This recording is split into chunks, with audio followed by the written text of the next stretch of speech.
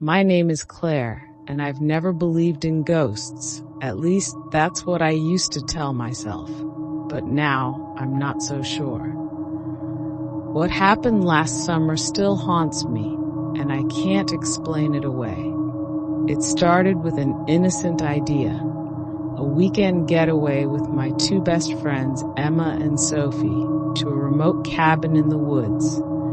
We'd found the place online, a charming rustic hideaway surrounded by towering pines and absolute silence.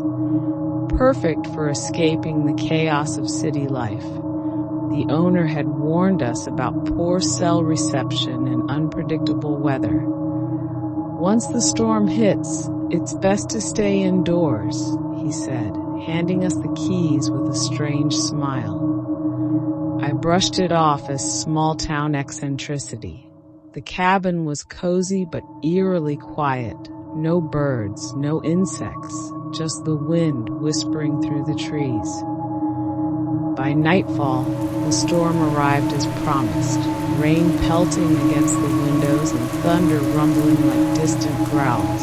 That's when Emma noticed it, a locked door in the corner of the living room. It didn't match the rest of the cabin's quaint decor. It was heavy, metal, and bolted shut. "What do you think is in there?" she asked, her curiosity piqued. Sophie laughed nervously. "Probably just storage." But I couldn't shake the feeling that something was wrong. The door seemed out of place, almost hostile. Around midnight, we heard it. The faint sound of whispers coming from behind the locked door.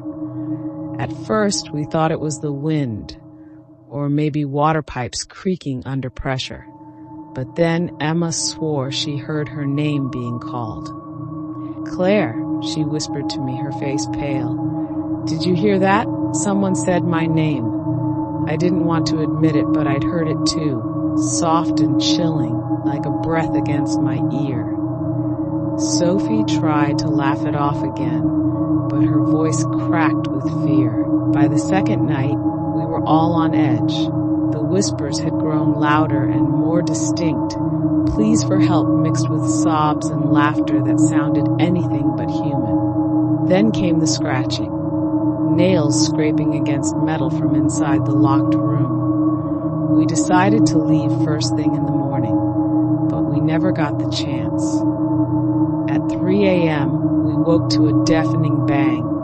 The door had swung open on its own. Inside was nothing but darkness, thick and impenetrable like a void swallowing light.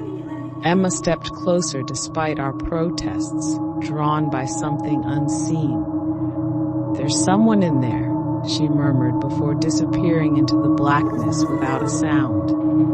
Sophie and I froze in terror before bolting for the front door, but it wouldn't budge.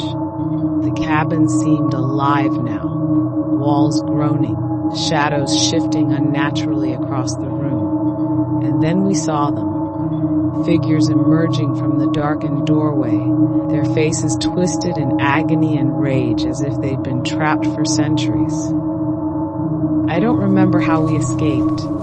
It's all a blur of screams and pounding rain as we stumbled into the forest, leaving Emma behind, or whatever had become of her. When we returned with police hours later, the cabin was gone. No foundation, no debris, just an empty clearing where it had stood. The locals refused to talk about it. They only warned us never to go back into those woods again. Sophie doesn't speak anymore, not since that night, and Emma was never found. Sometimes I still hear whispers when I'm alone, calling my name.